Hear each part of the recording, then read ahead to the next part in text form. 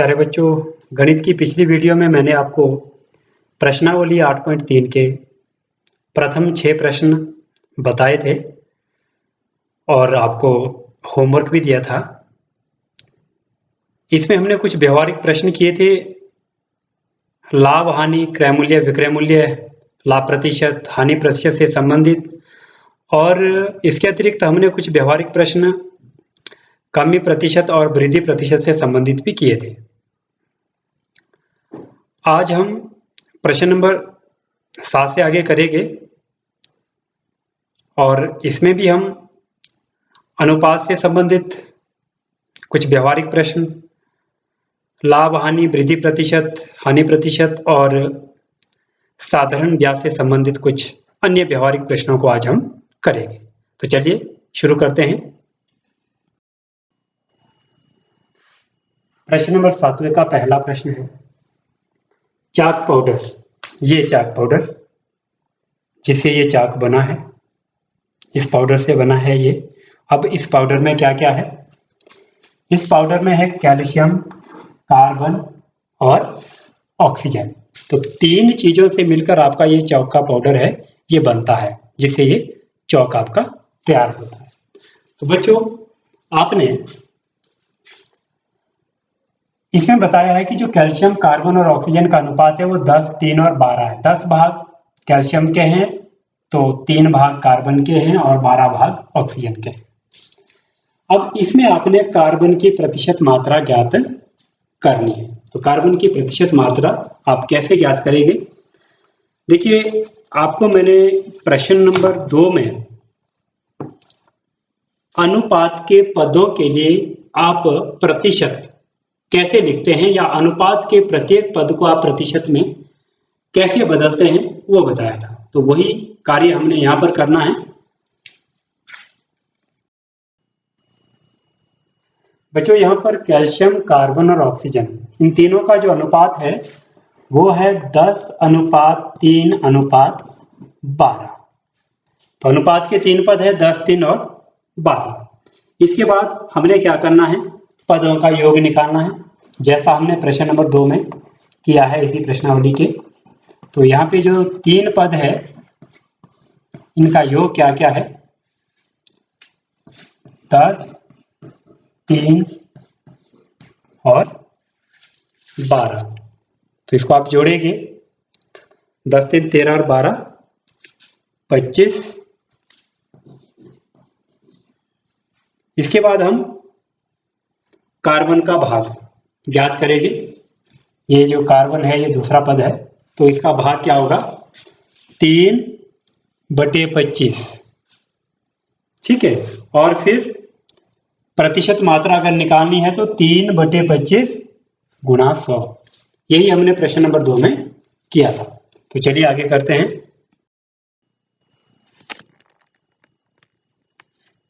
तो बच्चों, चाक पाउडर जो आपके पास है उसमें कार्बन का भाग कितना हुआ?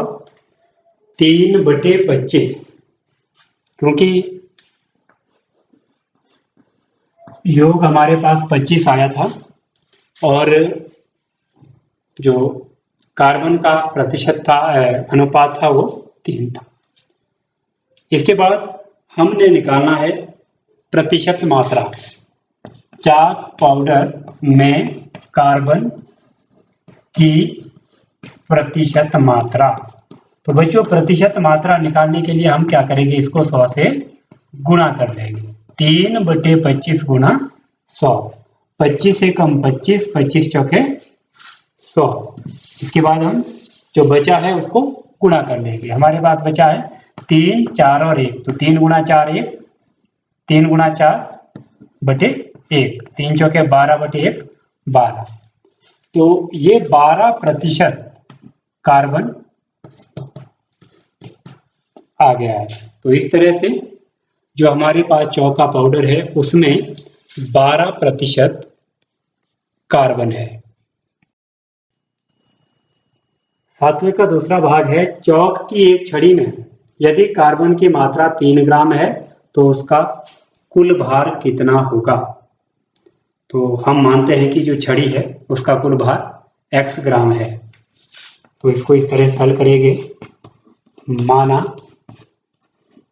जो कुल भार है वो कितना है, x ग्राम। इसके बाद प्रश्न के अनुसार हमें दिया है कि कार्बन की जो मात्रा है वो 3 ग्राम है और जो कार्बन है वो कुल मटेरियल का 12% है। वो हमने पिछले पार्ट में 7वें का जो भाग 1 हमने अभी किया था उसमें हल किया है। तो इसका मतलब जो x का 12% है, x मतलब कुल भार का मतलब x का 12% कितना आया हमारे पास, 3। तो यहां से अब आप x को कैलकुलेट करेंगे, x का 12% बराबर है 3। तो अब x कैसे कैलकुलेट होगा देखिए,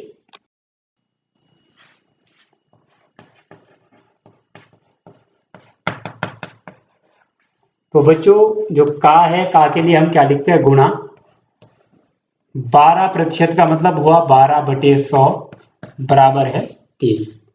अब हम x का मान निकालेंगे तो जो 100 है राइट साइड में जब जाएगा 3 से गुणा हो जाएगा और जो 12 है ये भाग हो जाएगा। इसको काट लेंगे, 1 ही 3 4 3 12, 4 और 100 को काटेंगे, 1 ही चौके 4 25 चौके 100। इसका मतलब जो x है वो कितना है, 25। बच्चों हमने x क्या माना था, छड़ी का कुल भार। तो अतः छड़ी का कुल भार कितना हुआ,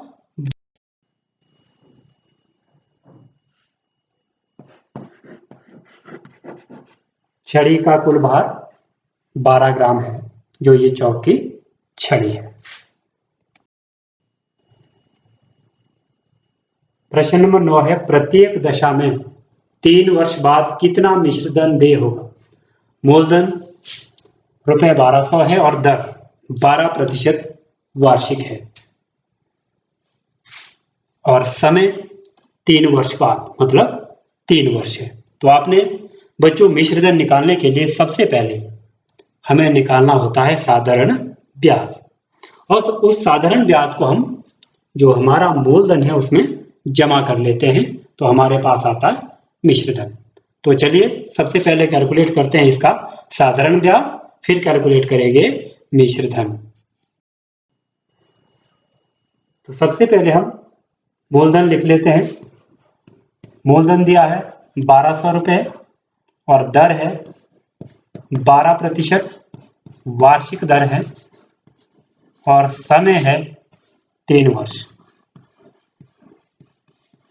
बच्चों जो साधारण ब्याज का सूत्र आपको बताया था, आपको याद होगा, साधारण ब्याज होता है मूलधन गुणा दर गुणा समय बटे 100। मूलधन गुणा दर गुणा समय बटे 100। तो हम मूलधन, दर और समय ये तीनों मान इस फॉर्मूले में भर लेंगे और इसको कैलकुलेट करेंगे। हमारे पास सबसे पहले मूलधन है 1200, उसके बाद है दर है 12%, फिर है समय गुणा है ये समय है 3 वर्ष और बटे 100। तो ये निकलेगा बच्चों साधारण ब्याज। 2 शून्य से 2 शून्य कट जाएगी, ये बनेगा 12 12 144 गुणा 3, 3 चौके 12 का 2, 14 3 42 और 1 43। बच्चों ये आया 432 रुपए साधारण ब्याज। अब हमारे पास जो मिश्रधन है वो 1200 रुपए है, 1200 रुपए है और जो ब्याज आया ये 432 रुपए। तो आपने निकालना है अब मिश्रधन। तो मिश्रधन क्या होता है, मूलधन जमा ब्याज। मूलधन और उसमें हम ब्याज को जोड़ लेते हैं। हमारे पास जो मूलधन था वो 1200 रुपए था और ब्याज आया 432 रुपए।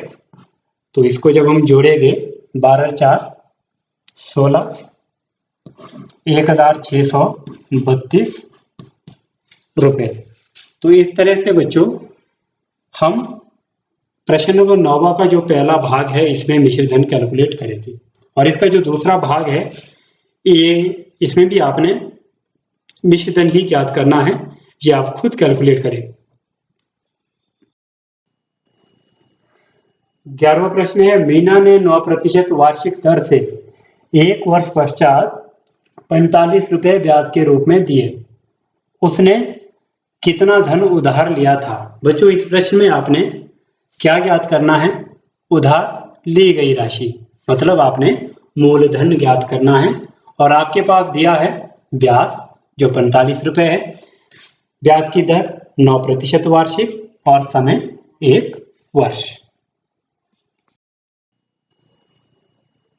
बच्चों हमारे पास ये ब्याज 45 रुपए, दर 9% वार्षिक है और समय 1 वर्ष का है, और आपको मूलधन ज्ञात करना है। तो मूलधन ज्ञात करने का जो फॉर्मूला है वो क्या होता है, देखिए बच्चों जो ब्याज का फॉर्मूला है वो है मूलधन गुणा दर गुणा समय बटे 100। अब हमें निकालना है मूलधन, तो हम क्या करेंगे, इस 100 को यहाँ मूलधन के साथ गुणा कर लेंगे, और जो दर और समय है ये कहाँ आएगी, यहाँ नीचे बटे के नीचे आ जाएगी। तो आपके पास बचेगा मूलधन किसके बराबर आएगा, मूलधन बराबर है ब्याज, और ये 100 गुणा हो जाएगा ब्याज के साथ, ये बनेगा ब्याज गुणा 100, और बटे में क्या आएगा, दर गुणा समय, दर गुणा समय। अब ये मान हम भर लेंगे इसमें, ब्याज का मान कितना है 45 रुपए का, गुणा 100 बटे दर, दर कितनी है 9% वार्षिक, और समय, समय कितना है 1 वर्ष। इसको हम कैलकुलेट कर लेंगे, 1 ही 9 9 5 9 45, और 5 गुणा 100 कितना होगा 500। तो बच्चों जो मूलधन था वो कितना है रुपए 500, तो 500 रुपए मूलधन है। तो इस तरह से आपने इसको कैलकुलेट करना है। तो बच्चों जो 8वां और 10वां प्रश्न है इस प्रश्नावली का वो आप खुद करेंगे, और आपके लिए जो होमवर्क है, आपने प्रश्नावली 8.3 के प्रश्न नंबर 7, 8, 9, 10 और 11 इन सभी प्रश्नों को अपनी कॉपी में करना है, और उसका फोटो लेकर जो आपका गणित का ग्रुप है WhatsApp group math 7th with YPS उसमें आपने भेज देना है। तो आज के लिए बच्चों इतना ही। Thank you.